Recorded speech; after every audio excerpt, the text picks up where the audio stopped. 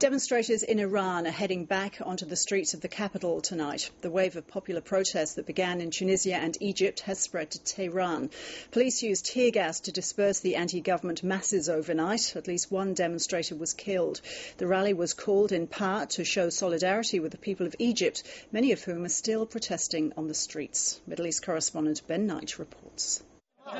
3 days after Hosni Mubarak stepped down as president, many Egyptians are still protesting on the streets of Cairo. They may have achieved their main aim, but now they're trying to secure better pay and conditions from the country's military junta. The success of the Egyptian protests has spurred on opposition groups in other countries, particularly Iran. Thousands of anti-government protesters there took to the streets overnight.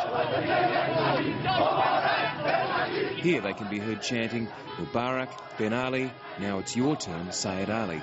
That's the name of Iran's supreme leader, Ayatollah Khamenei. This is a rare show of dissent against the country's entrenched ruler, but it's been met with a firm hand by the security forces, who responded with tear gas, paintballs and dozens of arrests. The difference between Iran and Egypt is the Iranian security forces have been told to crack down very hard on the opposition. I'm sure they will do that. Iran's two key opposition leaders are reportedly under house arrest, and access to many internet sites has been blocked. The US Secretary of State, Hillary Clinton, has criticised the Iranian government response while praising the courage of the demonstrators. They deserve to have the same rights that they saw being played out in Egypt and that are part of their own birthright.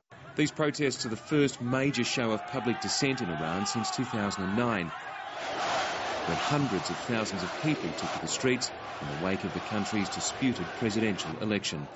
Those protests were crushed mercilessly.